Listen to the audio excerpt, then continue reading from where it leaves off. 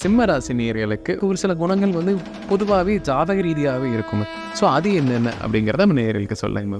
பொதுவாக சிம்மம்னா கோவக்காரங்க அப்படின்னு எல்லாரும் சொல்கிறாங்க. ஆனால் சிம்மம் கோவக்காரங்கள்ல நியாயக்காரங்க. நியாயத்துக்காக போராடுறது தான் சிம்மம். சிம்மத்துக்கிட்ட ஒரு அகந்தை இருக்கும் சார். அந்த அகந்தை தான் சிம்மத்துக்கு அழகு. பாகுபலி படத்தில் சொல்லுவாங்கல்ல, என் மருமகளுக்கு, சிவகாமியின் மருமகளுக்கு இந்த அகந்தை கூட அழகுதான்ற மாதிரி சிம்மத்துக்கு அழகே அந்த அகந்தை தான். தேவையில்லாத டாக்கு எதுவுமே இருக்காது. தேவையில்லாமல் பேசவும் மாட்டாங்க. சிம்மம் மற்றவங்களை ஈஸியாக வேலை வாங்குற வேலை சார். ஒரு HR மேனேஜ்மெண்ட்டு, MBA படிக்கிறேன், அது மாதிரி அடுத்தவங்களை வேலை வாங்குற வேலைக்கு போனாங்கன்னா ரொம்பவே பெட்டராக இருக்கும். ஏன்னா அதுதான் அவங்களுக்கு ஆப்டாக வரும். சிம்மத்தோட குழந்தைகள் 4 பேருக்கு அட்வைஸ் பண்ணுற மாதிரி வரும். பெரிய ப்ரொஃபஸர், பெரிய அட்வொகேட், அது மாதிரி நல்ல வெல் எஜுகேட்டட் குழந்தையா சிம்மராசிக்காரவங்களுக்கு பிறக்கிற குழந்தைங்க பிறப்புலையே ஒரு குவாலிட்டியோட பிறப்பாங்க. சிம்மம் பொதுவாக வன்னி மரத்தடி பிள்ளையாரை வணங்குறது ரொம்ப ஸ்பெஷல். இல்லை வன்னி மரத்தடி பிள்ளையாரை நான் எங்கே போய் தேடி பிடிக்க போகிறேன் அப்படின்னா பிள்ளையார்பட்டி. 7 பிளானட்டோட கதிர்வீச்சும் சம அளவில் பிள்ளையார்பட்டியில் விழுகுது. அப்படி இருக்கும்போது சிம்மம் இங்கே போயிட்டு வந்தாங்கன்னா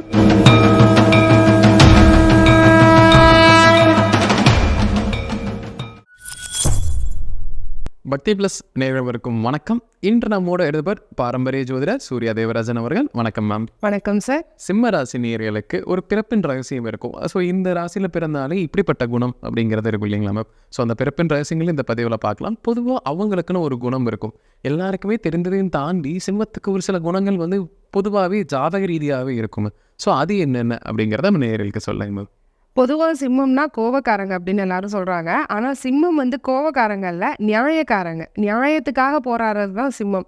நான் நல்லதை தான் பேசுகிறேன், நான் உண்மையை தான் பேசுகிறேன், என்னையே கோவம்னு சொல்கிறீங்க, நான் ஒன்றும் தப்பாக சொல்லலையே அப்படின்னு சொல்லி ஏங்கிட்டு இருக்கவங்க தான் சிம்மம். ஆக்சுவலாக சிம்மங்கிறது சிங்கம் இல்லையா? சிங்கம் தேவையில்லாமல் வெளியே வராது. அது அதோட குகையில் தான் இருக்கும். தேவையில்லாமல் வெளியே வரவே வராது. என்னைக்கு அதுக்கு உணவு தேவைப்படுதோ, பசிக்குதோ, அப்போ தான் குகையை விட்டு வெளியே வரும்.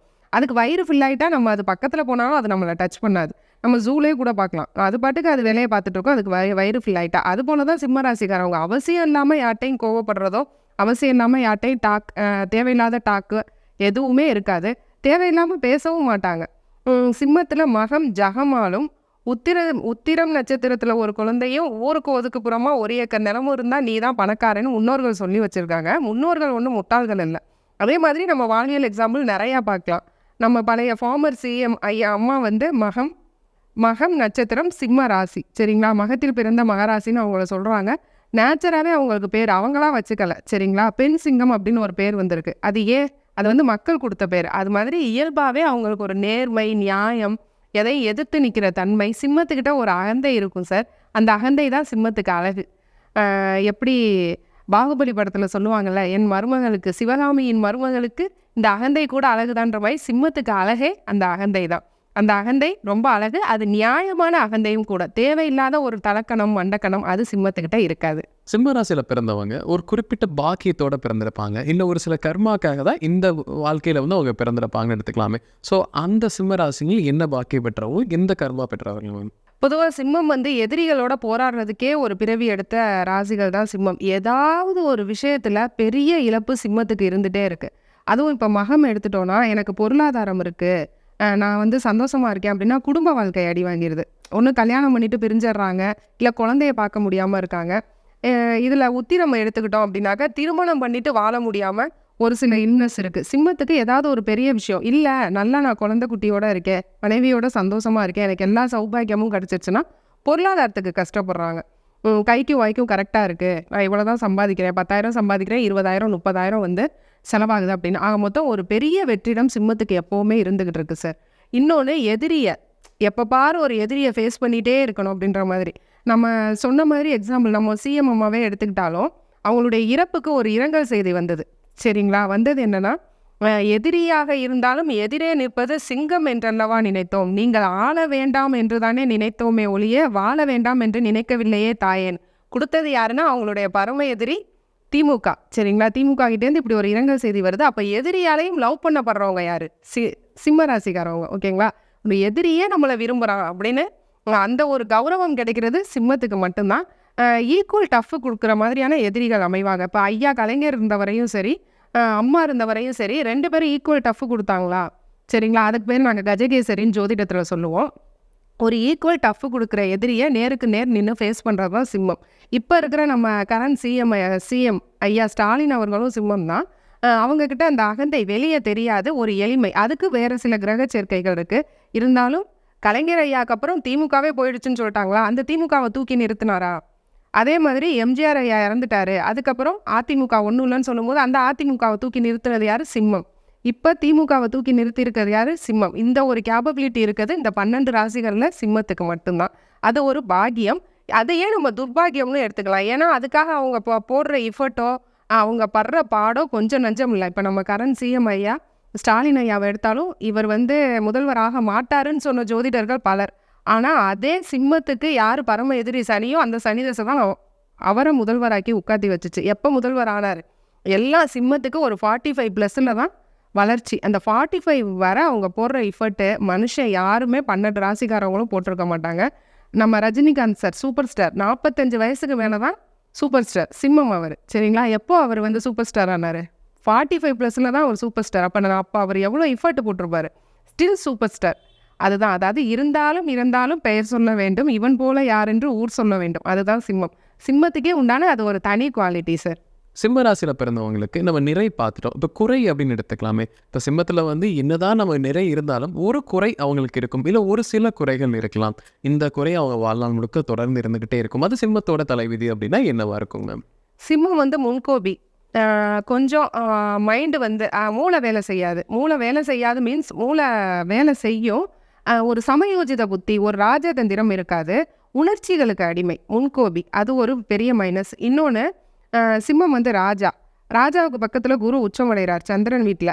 சிம்மம் கூடவே ஒரு குரு இருக்கணும், ஒரு அட்வைசர் இருக்கணும். எப்போவுமே ராஜா பக்கத்தில் குரு இருப்பாங்களா? அப்போ ராஜா அரசாட்சி பண்ணிட்டு இருந்தாலும் ராஜாவே எல்லா முடிவும் எடுக்க மாட்டாங்க, குரு கிட்ட கேட்பாங்க இல்லையா, மந்திரி கிட்ட. அதுபோல் கூட ஒரு நல்ல ஒரு மூளை வேலை செய்கிற ஒரு மந்திரி கூடவே இருக்கணும், சிம்மம் கூடவே. அதுக்கு ஒரு ட்ராபேக். இல்லைனாக்கா அவங்க பிளாஸ்ட் பண்ணிட்டு போயிடுவாங்க.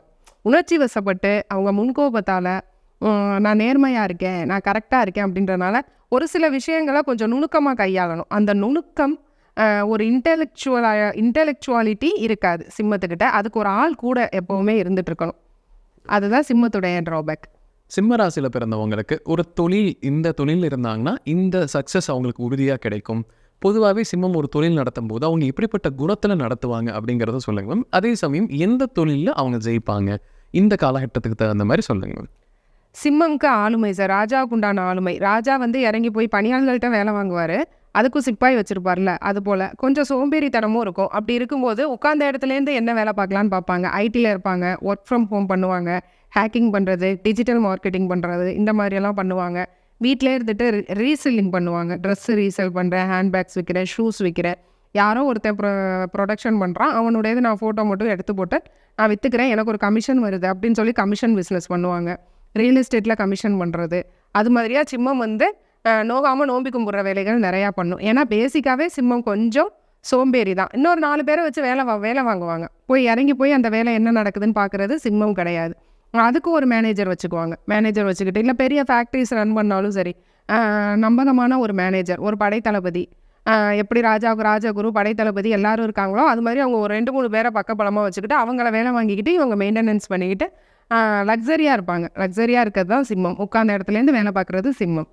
சிம்ம ராசியில் இருக்கக்கூடிய நபர்கள் ஒரு வேலைக்கு போகிறாங்க அப்படின்னா அந்த வேலை செய்யக்கூடிய இடத்துல அவங்க எப்படி நடந்துப்பாங்க? அதே சமயம் சிம்மம்க்கு எந்த துறை ரீதியான வேலை கிடைச்சது, அந்த துறையை தேர்ந்தெடுத்து ஒரு வேலைக்கு போகிற பட்சத்தில் லைஃப் ஃபுல்லாக சக்ஸஸ்ஃபுல்லாக இருக்கும் மேம்? சிம்மம் மற்றவங்களை ஈஸியாக வேலை வாங்குற வேலை சார். ஒரு ஹச்ஆர், மேனேஜ்மெண்ட்டு, எம்பிஏ படிக்கிறேன், அது மாதிரி அடுத்தவங்களை வேலை வாங்குற வேலைக்கு போனாங்கன்னா ரொம்பவே பெட்டராக இருக்கும். ஏன்னா அதுதான் அவங்களுக்கு ஆப்டாக வரும். மற்றவங்களுக்கு கீழே அடிபணிஞ்சு வேலை பார்க்குறது அவங்களுக்கு என்றைக்குமே உதவாது. அதுக்குள்ளே அவங்க போகவும் வேண்டாம். மேக்ஸிமம் படிப்பே அது போல் சூஸ் பண்ணிடலாம். ஒரு எம்பிஏ படிக்கிறேன், ஹெச்ஆர் ரிலேட்டடாக படிக்கிறேன், அது போல் படித்து போனாங்கன்னா அவங்க ஒரு 4 பேரை வேலை வாங்கிட்டு இருக்கலாம். ஐடி துறை, ஆடிட், அக்கௌண்ட்ஸ் நல்லாயிருக்கும். ஏன்னா புதன் 2ஆம் அதிபதி ஆட்சி உச்சம் பெறாரு 2ல். அப்படிங்கும்போது நீட்டான ஒயிட் காலர் ஜாப்ஸ் எல்லாமே பண்ணலாம். உயர் அதிகாரிகள் அரசாங்கத்தில் தாசில்தார், டெபுட்டி கலெக்டர்ஸ் நிறையா சிம்மத்தில் இருக்காங்க. நிறைய டாக்டர்ஸ் இருக்காங்க சிம்மத்தில். ஒரு சிறந்த கைதேர்ந்த டாக்டராக இருக்காங்க. நரம்பு டாக்டர்ஸ் நிறையா சிம்மத்தில் வராங்க. இதெல்லாம் உங்களுக்கு உண்டான துறைகள். சிம்ம ராசியில் பிறந்தவங்களுக்கு கல்யாண வாழ்க்கை அப்படிங்கிறது எப்படி இருக்கும்? அவங்களுக்கு திருமணம் எப்படி நடக்கும்? அந்த திருமணம் வந்து துணைவி எந்த மாதிரி துணைவியாக இருந்தால், இல்லை ஒரு துணையாக இருக்கிற பட்சத்தில் எப்படி இருக்கணும்? அதே மாதிரி அதன் பின் அவங்க எப்படி இருப்பாங்க? சிம்மத்துக்கு பொதுவாக காதல் திருமணம் அதிகமாக நடக்கும். ஏன்னா பூர்வ புண்ணியத்தில் 5ஆம் வீடு. 5ங்கிறது காதல், 5ங்கிறது ஆள் மனசு. நல்ல ஆள் மனசில் விரும்பி தான் ஒரு மனைவியை சூஸ் பண்ணுவாங்க. இல்லை நான் காதல் திருமணம் பண்ணலை, நான் அரேஞ்ச் மேரேஜ் பண்ணிட்டேனாலும் திருமணத்துக்கு அப்புறம் மனைவியை லவ் பண்ணுறது சிம்மம். நிறைய மனைவிகள் சம்பாதிச்சு கொடுத்து ஹஸ்பண்டை வந்து லக்ஸரியாக வச்சுருக்காங்க. சிம்ம ராசியுடைய மனைவிகள் சம்பாதிச்சு கொடுத்து ஹஸ்பண்டை லக்ஸரியாக வச்சுருக்க மனைவிகள் நிறையா இருக்காங்க. ஏன்னா அந்த அளவுக்கு மனைவிக்கு வந்து சிம்மம் வயசு வச்சிரும். சனியுடைய வீடாக வருது, 7ஆம் வீடு. அப்படி இருக்கும்போது ஈக்குவல் டஃப் தான் கொடுப்பாங்க. எப்படி கஜகேசரி சொன்னோமோ அது மாதிரி 2 பேரும் ஈக்குவல் டஃப். கடைசியாக சிம்மம் என்னதான் ராஜாவாக இருந்தாலும் அவர் 7ஆம் இடத்துல வந்து நீசமடைவார். எங்கே? அந்த புறத்தில். சிம்மம் கொஞ்சம் மனைவி கிட்ட இறங்கி தான் போகணும். வாழ்க்கை துணைக்கிட்ட சிம்மம் ராஜாவாக இருந்தாலும் ராணிக்கிட்ட எப்படி விட்டு கொடுத்து போவாரோ அதுபோல் வாழ்க்கை துணைக்கிட்ட இறங்கி போனாங்கன்னா வாழ்க்கையில் இன்னும் முன்னேற்றம். இல்லை நான் கிரிப்பாக தான் இருப்பேன், நான் எப்படி வெளியே இருக்கேனோ அதே மாதிரி ஒயிட் அண்ட் ஒயிட்டுக்கு கஞ்சி போட்ட மாதிரி தான் இருப்பேன் அப்படின்னா ஒன்றும் வாழ்க்கையில் சுவாரஸ்யம் இல்லாமல் போயிடும். மற்றபடி வாழ்க்கை துணை பேச்சை கேட்டால் பொருளாதாரமும் முன்னேறும், குடும்பத்துலேயும் சந்தோஷம் இருக்கும், நல்ல ஹாப்பியான ஒரு லைஃப் அமையும். வாழ்க்கை துணை பேச்சை கேட்கணும், சிம்மம் கண்டிப்பாக கேட்கணும். சிம்ம ராசியில் பிறந்தவங்களுக்கு ஒரு குழந்தை பாக்கியம் அப்படிங்கிறது எப்படி இருக்கும்? அவங்களுக்கு எந்த மாதிரி குழந்தை பிறந்தால் எப்படி எல்லாம் அவங்க வாழ்க்கை மாறும் அப்படிங்கிறத சொல்லுங்க. சிம்ம ராசிக்கு ஆண் வாரிசு பெண் வாரிசு 2மே கலந்து கிடைக்குது சார். ஆனால் முதல் குழந்தை பிறக்கிறதுல கொஞ்சம் சிரமப்படுறாங்க. இல்லை முதல் குழந்தை ஈஸியாக கிடச்சிருச்சுன்னா முதல் குழந்தைக்கும் 2வது குழந்தைக்கும் இடையில டிஸ்டன்ஸ் ஒரு 5 வருஷம் 7 வருஷம் அது போல் இருக்குது. குழந்தை மேலே ரொம்ப பாசமாக இருப்பாங்க. சிம்மத்தோட குழந்தைகள் 4 பேருக்கு அட்வைஸ் பண்ணுற மாதிரி வரும். பெரிய ப்ரொஃபஸர், பெரிய அட்வொகேட், அது மாதிரி நல்ல வெல் எஜுகேட்டட் குழந்தையா சிம்மராசிக்காரவங்களுக்கு பிறக்கிற குழந்தைங்க பிறப்புலையே ஒரு குவாலிட்டியோட பிறப்பாங்க. 4 பேருக்கு அட்வைஸ் பண்ணி ஒரு நாட்டாமை அப்படிங்கிற இன்றைக்கி உள்ள ட்ரெண்டில் நாட்டாமனா எப்படி நல்ல ஒரு கைடு, அவர் நல்ல ஒரு ப்ரொஃபஸர், ஒரு PhD லெவல் ப்ரொஃபஸர், அது மாதிரி சிம்மத்தோட குழந்தைங்க நல்லா வளர்ந்து வந்துடுறாங்க. குழந்தை பேர்லாம் ஒன்றும் குறை இல்லாமல். ஏன்னா அவன் வந்து காலபுருஷன் தத்துவத்துக்கே வந்து 5ஆம் வீடு சிம்மம். ஸோ குழந்தை பாக்கியத்துக்கெலாம் ஒரு குறையும் சிம்மத்துக்கு வராது, நல்லாயிருக்கும். ஒரு சில ஸ்டேஜுக்கு அப்புறம் ஒன்று படிப்புக்காகவோ இல்லை வேலைக்காகவோ குழந்தை பிரிஞ்சு வெளிநாடு போயிடுது, வெளிமாநிலம் போயிடுது, கொஞ்சம் குழந்தையால் மன கஷ்டத்தில் இருக்கேன், என்னுடைய ப்ராப்பர்ட்டியெல்லாம் குழந்தைய வளர்க்குறதுக்காக விற்றுட்டேன்னு சொல்கிற சிம்மராசிக்காரவங்க அதிகம். அவங்க அப்பாவுடைய ப்ராப்பர்ட்டியை தான் பிள்ளையை வளர்க்குறதுக்காக படிக்க வைக்கிறதுக்கு, படிப்புக்கு, வேலைக்குன்னு வித்துடுறாங்க.